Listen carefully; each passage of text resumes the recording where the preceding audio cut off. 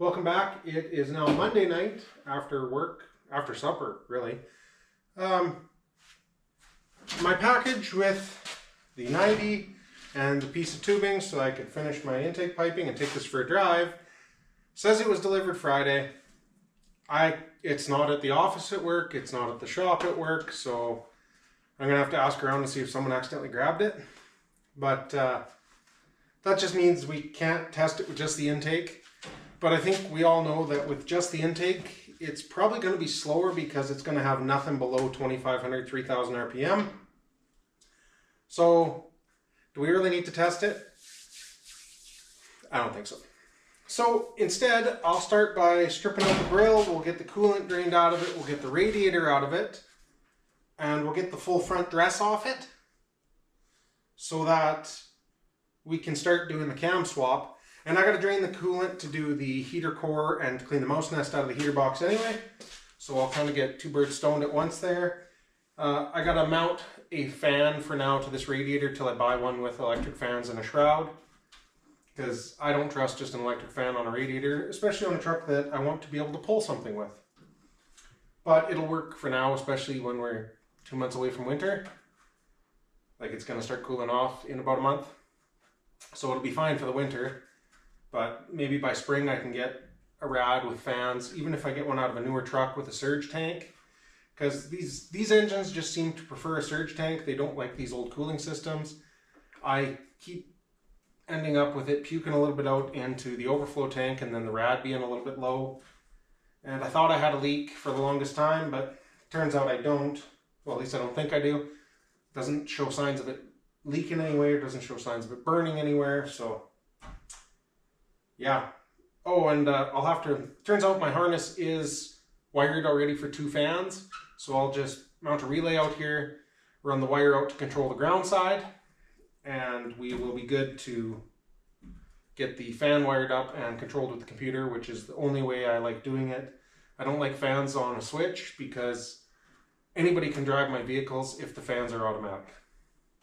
So yeah, anyway, I'll start draining coolant, I'll get the grill out of it, I'll get the rad out of it.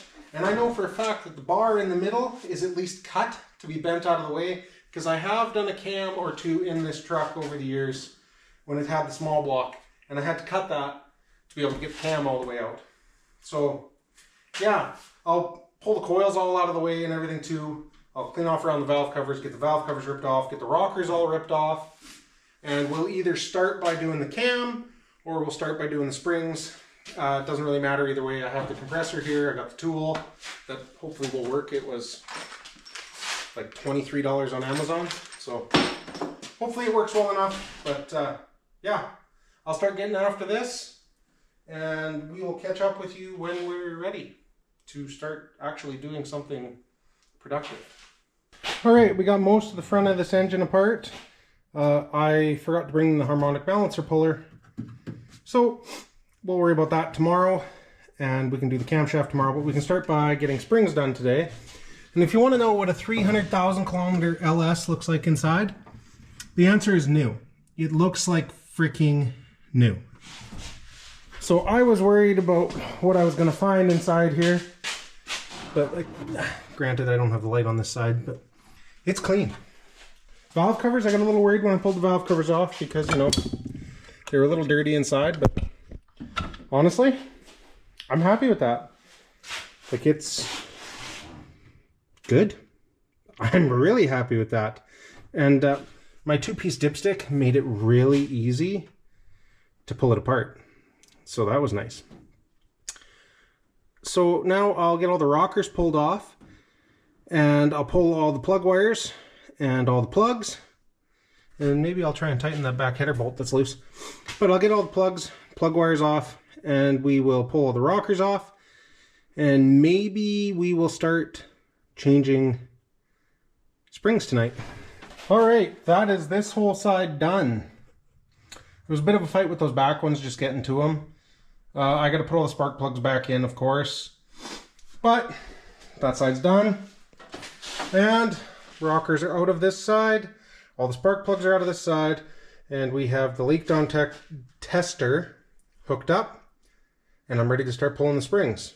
All right, so I have 7 out of 8 cylinders done, and it occurred to me that maybe one or two of you hasn't done this before, doesn't know how to do this. I'm sure most of you do, because most of the people watching are people I work with and people I race with. So anyway, this is a $23 tool I got off of Amazon. It's really simple, single spring deal. It goes on to where your rocker was. I'm sure if you left the tray the rocker sit in, that it would actually sit even nicer in there. But it works really good. I'll do one quick here for you to see.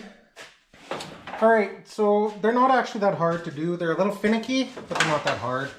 I think I've been home in the garage here for about 25 minutes and I've got most of this bank done. I've only changed springs half dozen times. Like, I'm by no means a pro.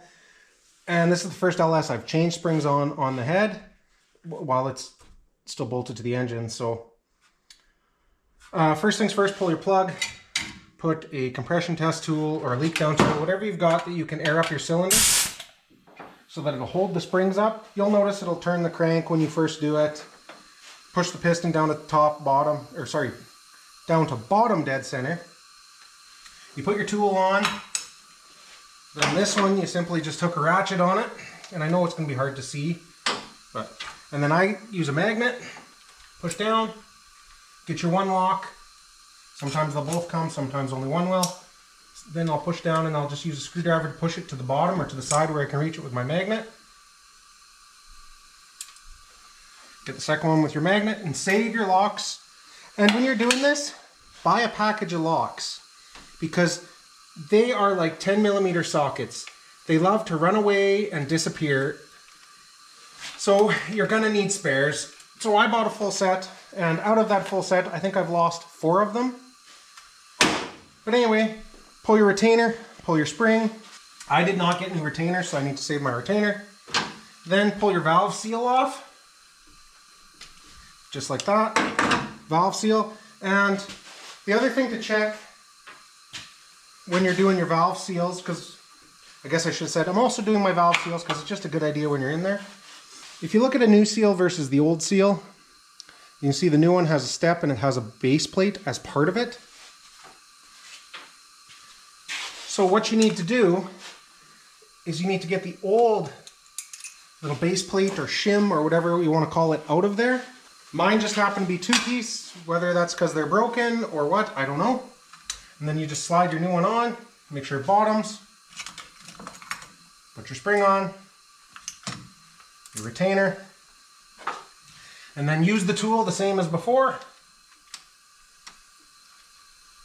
And then this is the fun part. You got to put these little locks back in. And the first one's usually not that hard. I'll try and move this tool so you guys can see a little better here. And then, like I did before, I just use the screwdriver, shimmy it where it's a little easier to reach with the second one. And then put the second one in and fight and fight and fight, because it's always a fight.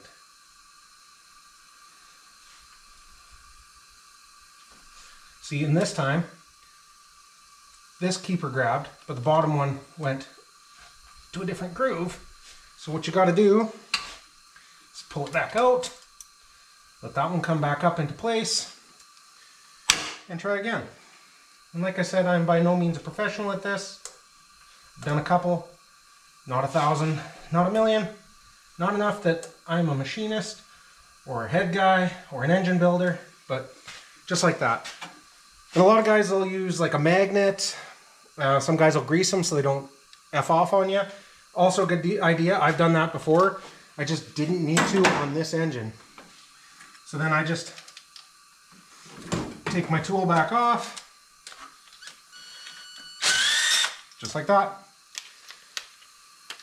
Now I just repeat the process on the intake valve, and my valve springs are done. Okay, valve springs are done. Next step, let's get the balancer off. I already pulled the bolt, and then I have this fancy tool. And I say I have this tool. I borrowed this from one of the guys at work. And obviously, I don't know how to use it very well. It should go in like that.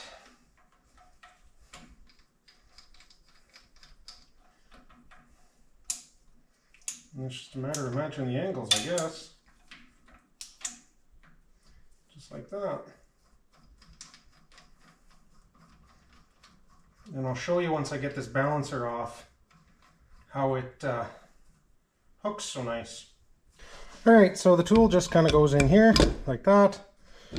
Give her a quarter turn and it catches on the back side of these lips right here. At least that's how this tool seems to work for me.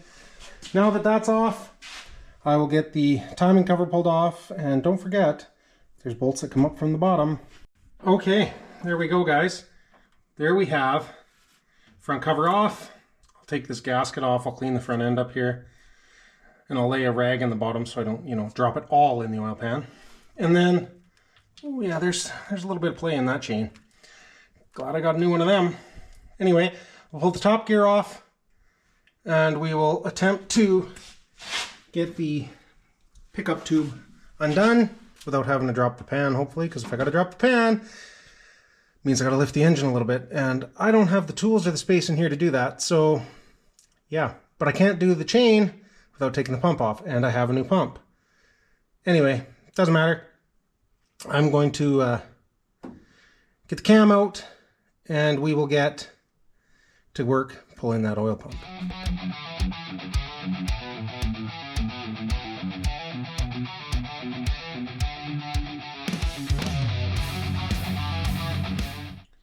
I don't know how well you saw it there, but if you saw, I spun the camshaft a few times around and then I tried to pull it and then I had to spin it again. On these generations of engines, you can spin the cam and push all the lifters up, and the plastic retainers will actually hold them up in place without pressure on your valve springs, or pressure from your rockers and your valve springs. So that's all I did, and I had to work a little bit and be careful. You got to be really careful you don't drag lobes across bearings. But there we have the old cam.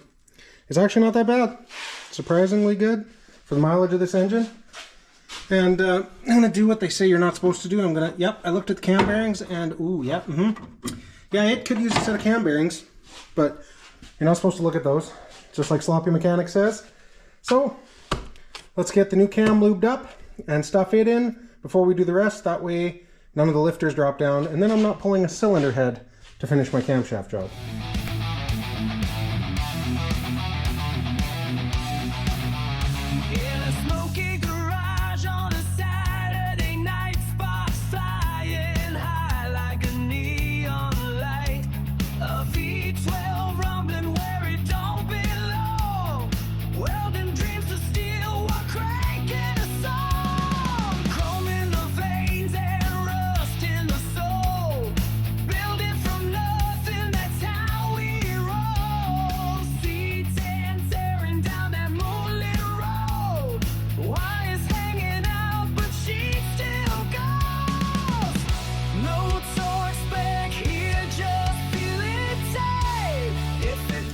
So some pickup tubes, well, I think maybe all of them on these engines only use one bolt. They're threaded for 2 bolts on the bottom of the oil pump, but they only use 1 bolt.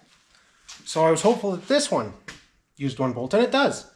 And of course, it's the bolt you can't reach without dropping the pan. And as I said previously, I am not dropping that pan. The plan is in about a year, the engine's got to come out because I got to do ring gap on it for the blower, and I also need to do a main seal when I do the transmission or the blower. So I will keep my timing set and my oil pump off to the side for now. I know this isn't the right thing to do, but that's what I'm going to do, and when I pull the engine, I'll put it all in then. So in the meantime, I will bolt the oil pump back up and get the engine to top dead center, and then align my timing marks and get my timing chain and gear and sprockets all put back on. All right, so timing marks are lined up, the oil pump's on and tight. I cleaned up that gasket surface. I'll wipe it down with a rag here. And I changed the seal in the timing cover. So I'll pop that bolt back out of the crank And I'll give this a wipe down. I put a little RTV in the corners already. And I'll start the timing cover. I'll get all the bolts started. Then I'll put the balancer on all the way, because the balancer actually centers the cover. Then I'll tighten the front of the cover and then the bottom. So I'll get that all done and I'll catch up with you after. All right, front cover's on, balancer's on, and I left myself a little note. It says chain ? Pump ? Dumbass. Because the dumbass that was in there last time should have done them. And that's probably why he's going to go in there next time. So now I will get the rocker arms on and tighten down. I'll get them all torqued up. And I'll put the valve covers on. And then before we put the coils on, we'll get all the plugs in. And then I picked up some new injectors. So these are Phytech 55 pound-an-hour injectors. A fella bought them, put them in his stock intake, and then found a better intake, and they didn't fit his new intake. So I think he ran them a little bit, but basically didn't even use them. So scored those for 200 bucks, and they should actually fit in the rail, with the rail bolted in properly, because they're slightly shorter than a truck injector. So anyway, I'll get the rockers on, valve covers on, plugs in, then we'll do some injectors. All right, we have the fuel rail out, and as you can see, there's the old injector with the adapter, and the adapter just happens to be the exact same plug as the new injectors. And then as far as the height of the injectors, yeah, there's a noticeable difference there. So what I'll do is I'll take each one out, and then I'll coat the O-rings of the new ones with some engine assembly lube here.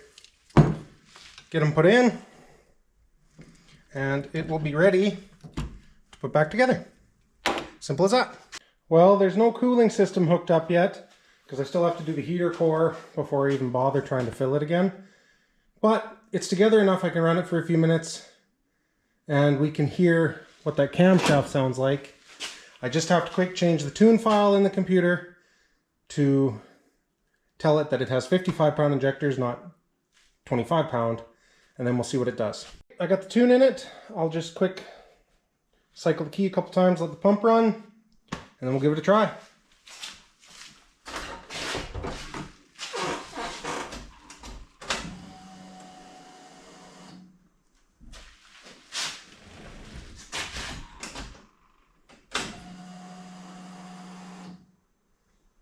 All right, let's try it.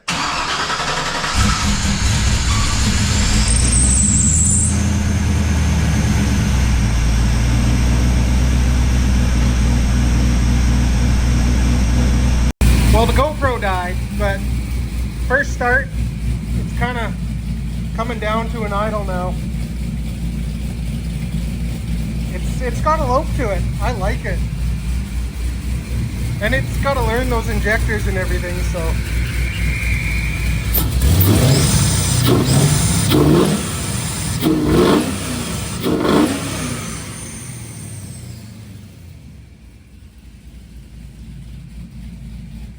I'm happy with that. All right, guys, with that, I'm going to call it the end of the video on this one. I got a bunch more little stuff to do with the heater and electric fans and wiring the electric fans before I can really take it for a test drive at all, because I don't want to put coolant in it just to take it back out to do the heater core. So we're going to call that it for this video. I will catch you guys in the next one. Thank you so much for watching. If you feel so inclined, go ahead, follow me on Instagram. It's at BarkleyBuilt. I don't post a lot, but I'm trying to be better about it. And I will catch you next week. And I'll be honest, next week's video probably won't be quite as exciting because I'll be doing little stuff, but you never know. I may take it for a drive. So we'll see you then.